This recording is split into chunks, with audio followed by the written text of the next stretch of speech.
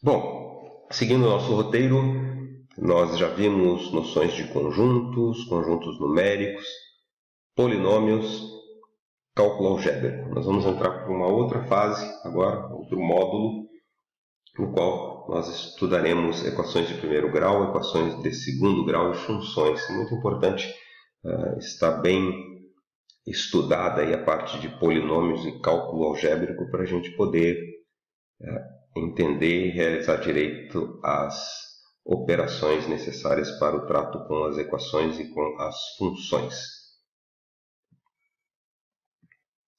Vamos lá, uma equação de primeiro grau é uma igualdade envolvendo polinômio de primeiro grau. Então, dentro daquele nosso combinado aí, vamos procurar ser práticos, né? Sem muita definição, teoremas matemáticos, mas ser práticos. Uma equação de primeiro grau ela vai estar na forma ax elevado a 1 mais b igual a 0. É sempre igual a 0? Pode ser que seja igual a um número, um termo independente. Eu só trago esse termo independente para o outro lado, deixo 0 e aí faço as operações necessárias. Tá bom? X elevado a 1 a gente pode representar só por x. Olha só um exemplo aí. Eu tenho uma equação que parece ser de segundo grau. Tenho 25x ao quadrado. Mas se eu for resolver isso aí, se eu expandir aqui esse quadrado da soma, o quadrado do primeiro mais 2 vezes o primeiro pelo segundo mais o quadrado do segundo, eu vou ver que eu tenho 25x2 de um lado, 25x2 do outro, 10x mais 1, faço essa operação aí e fico com 7x mais 1. O 7 seria o A e o 1 seria o B. Isso igualado a 0 me dá a equação do primeiro grau naquele formato que a gente apresentou. Tá? Mesmo parecendo ser uma equação de segundo grau, ela é do primeiro grau. Sendo a equação de primeiro grau no formato ax mais b, nós podemos manipular algebricamente e transformá-la em ax igual a menos b, ou x é igual a menos b sobre a. Menos b sobre a é o valor que você vai atribuir a x para que essa equação se torne verdadeira. Ou seja, menos b sobre a é o zero desse polinômio que está à esquerda da equação onde eu igualei a zero. No caso dessa equação de exemplo aí, menos 1/7. Um sistema de equações de primeiro grau é um conjunto de duas equações de primeiro grau com as mesmas duas incógnitas, né? Numa equação de primeiro grau normal tem uma incógnita. Se eu tiver duas, eu preciso de duas equações para resolvê-la, assim como um sistema. E existem várias maneiras de se resolver um problema desse. Pode resolver por matrizes, pode resolver graficamente. Matrizes não faz parte do nosso estudo, o gráfico a gente vai ver mais à frente. Podemos resolver por substituição, é uma maneira interessante de se resolver, muito prática em determinados tipos de sistemas. Eu isolo uma das variáveis, descubro qual o valor dela em função da outra e substituo na segunda equação. Então, da primeira equação eu tirei que o y é igual a menos c menos ax dividido por b, e aí eu pego esse valor, c menos ax dividido por b, e substituo por y na segunda. Na segunda tenho dx mais e que multiplica c menos ax dividido por b igual a f, e tenho uma equação de primeiro grau só em x. Encontrando o valor de x, eu novamente substituo lá naquela primeira, naquela y igual, né? E obtenho o valor de y. Se você observar bem, b vezes d menos e vezes a é o a da equação de primeiro grau que nós obtivemos após fazer a substituição. E e vezes c menos b vezes f é o b da equação. Uma outra forma é multiplicar uma das equações por um determinado valor de forma a se obter termos simétricos. Lembra lá da propriedade de elemento simétrico na soma, se eu tiver elementos simétricos, eles somados vão dar zero. E aí eu elimino uma das variáveis e volto para uma equação de primeiro grau. Primeiro eu multipliquei por menos e a segunda por b. E aí eu fico com menos EBY e mais EBY. Se eu somar as duas equações, a equação é uma balança, um lado igual ao outro. Se eu fizer as mesmas coisas de um lado e as mesmas coisas de outro, ela continua sendo uma equação. Se eu somar com duas coisas que também são iguais, ela continua sendo uma equação. Então, o menos EX menos EBY é igual a EC. O B dx mais EBY é igual a BF. Então, tem isso é igual a isso e isso é igual a isso. Se eu somar esse lado com esse lado, nós continuaremos tendo uma equação. E observe aí que o formato dessa equação é bem parecido daquele que com aquele que a gente conseguiu fazendo a substituição. Na verdade, é idêntico. E uma inequação. Uma inequação de primeiro grau é quase como se fosse uma equação, só que mostra uma desigualdade. Ax1 mais b é maior que zero, maior ou igual a zero, ou menor ou igual a zero, ou simplesmente menor que zero, ou simplesmente maior que zero. Isso é uma inequação, nós temos que tomar alguns cuidados. Ao multiplicar ou dividir a inequação por menos 1, ou um número menor que zero, deve-se inverter a desigualdade. Tá? Isso aí é um cuidado que às vezes o candidato que está fazendo uma prova não presta atenção e erra a questão, porque o elaborador da questão já bota aquela alternativa e considera esse esquecimento. Na equação nós podemos multiplicar por qualquer número, multiplicando em ambos os lados, a equação continua verdadeira, mas a inequação não. Vamos ver um exemplo. 3 é maior que menos 5, não é? Mas se eu multiplicar os dois lados dessa inequação por menos 1, eu vou obter menos 3, que é menor do que 5. Então, cuidado, deve-se inverter o sinal. Vamos ver um exemplo aqui de um exercício da prova que envolve sistema de equações. O proprietário de uma loja de motos comprou 2 motos para revenda e pagou o total de R$27.000. Na revenda dessas motos, o proprietário lucrou 10% com a primeira e, apesar de ter tido um prejuízo de 5% com a segunda, no total ele ainda teve lucro de R$750 sobre o valor de compra. É correto afirmar? Aí tem uma série de afirmações aqui, tem 4 afirmações que nós deveremos verificar qual delas é a verdadeira, né? Apenas uma deve ser verdadeira e nós vamos verificar fazendo o sistema de equações. Então nós temos duas situações, né? Temos a situação de compra e depois temos a situação de revenda com os dados. Aí temos duas incógnitas, o preço da primeira moto e o preço da segunda moto. Então isso nos dá um sistema de equações que pode ser resolvido. Observe aí que tem porcentagem, que a gente vai ver lá na frente, é aquilo que eu repito, né? É interessante que você conheça já todo o conteúdo, porque a maioria das questões envolve um ou mais assuntos. Mas vamos lá. O lucro na revenda dessas duas motos foi inferior a 2,5% do valor de compra. O lucro da revenda ele já falou que foi R$750. O valor de compra das motos foi 27.000. Se eu fizer essa divisão, eu verifico que o lucro foi 2,7%. 750 dividido por 27.000, posso simplificar aí, dá a mesma coisa que 25 dividido por 900. Eu fazendo a divisão aí para ter um denominador 100, e a porcentagem dá 2,7 dividido por 100. Então o lucro foi 2,7%. O lucro na revenda dessas motos foi inferior a 2,5% do valor de compra. Não é uma resposta certa. Resumimos em 3. Vamos lá?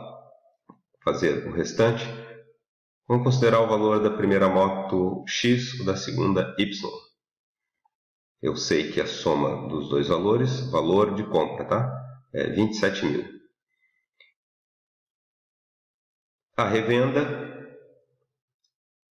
eu multiplico por 1,1 o valor de compra da primeira moto e por 0,95 o valor de compra da segunda moto. E isso vai me dar 27.750. De onde eu tirei tudo isso? 1,1 é x mais 10% de x. 0,95 é y menos 5% de y. E 27.750 é o valor de compra mais o lucro de 750 que foi dado.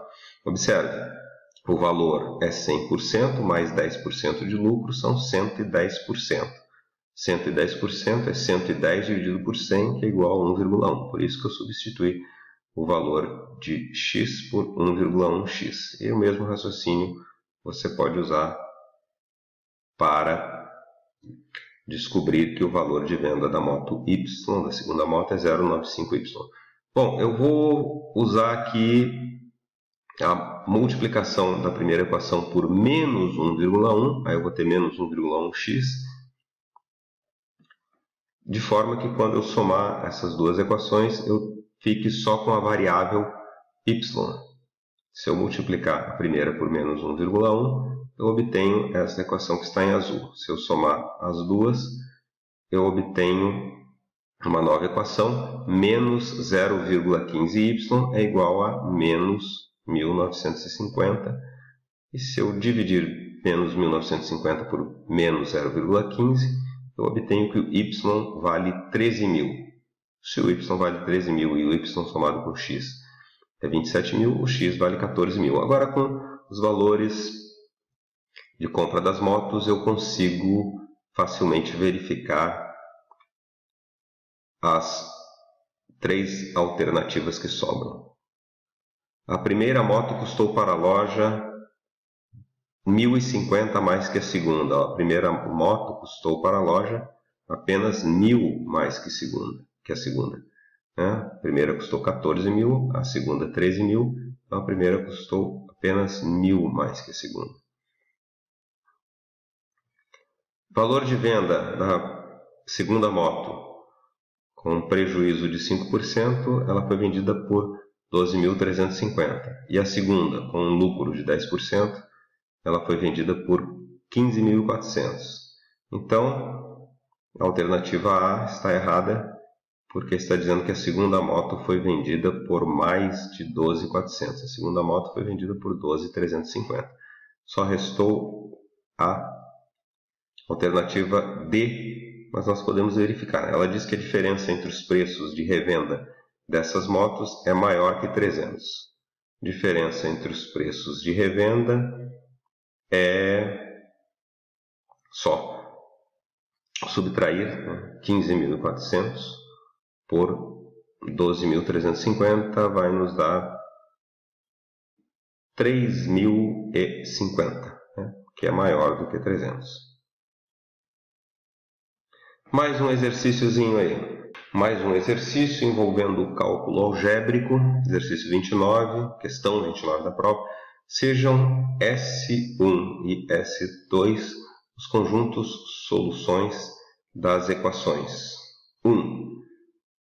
Está aí a equação, né? X sobre 2 menos x mais 1 sobre 3 maior que 5x sobre 6. E dá 2. 3x menos 7, que multiplica x menos 4, menor ou igual a 31.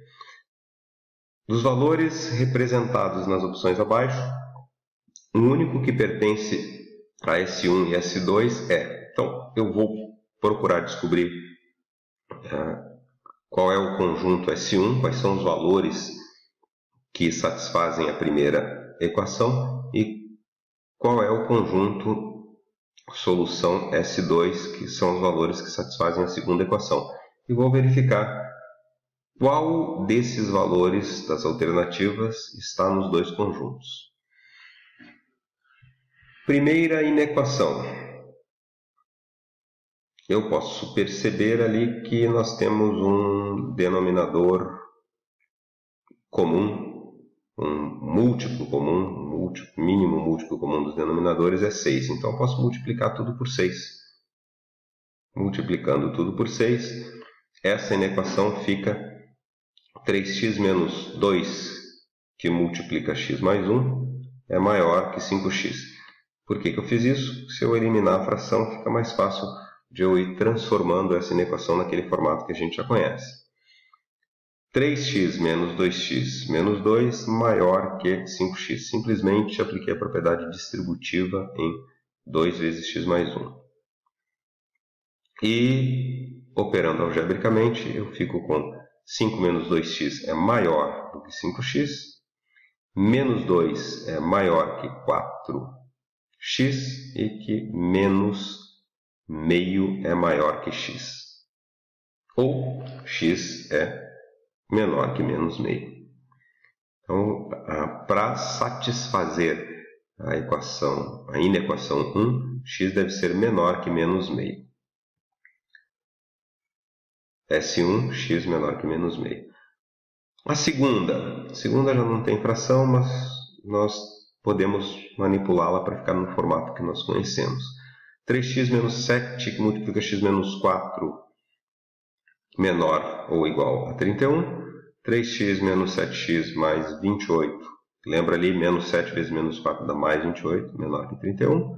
Subtraímos 28 de cada um dos lados da equação. 3x menos 7x é menor ou igual a 3.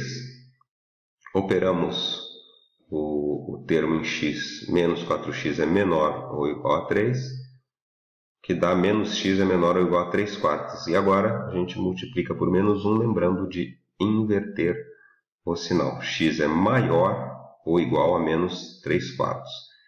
É o resultado da segunda inequação, então é o conjunto S2. X deve ser maior ou igual a menos 3 quartos.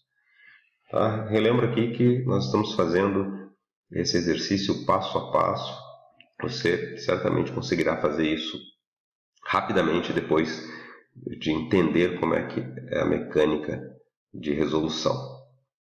Vamos colocar esses conjuntos numa reta numérica, que fica mais fácil para a gente perceber qual desses valores das alternativas está nos dois conjuntos. Então, eu coloquei uma reta numérica aí dividida em 8 partes nesse segmento que nós estamos enxergando. Menos 7 oitavos, menos 6 oitavos, menos 5 oitavos, menos 4 oitavos, menos 3 oitavos, menos 2 oitavos, menos 1 oitavo e 0. Porque aí você pode perceber que os dois conjuntos de solução apresentam valores de x menores que 0. E um é uma fração com denominador 2, outro é uma fração com denominador 4, então eu coloquei todos dividido por 8, fica mais fácil. Olha só, eu identifico bem ali o menos 1 quarto, que é o menos 2 oitavos. E o menos 3 quartos é o menos 6 oitavos. Tá? Substituir ali para que a gente possa encontrar melhor. Aquele conjunto azul, x menor que menos meio, está representado por esse retângulo azul. Vou ali no menos meio e tudo que estiver à esquerda faz parte do S1. E x maior ou igual a menos 3 quartos é o retângulo que começa ali no menos 3 quartos e vai para a direita. E a gente vê que tem uma região que pertence aos dois retângulos, e nessa região está o menos 5 oitavos, que é a alternativa C. O menos 3 oitavos está só no S2, o menos meio está só no S2, né, porque o S1 está dizendo que é menor exclusivamente que menos meio, então o menos meio não participa. Se fosse menor ou igual, participaria.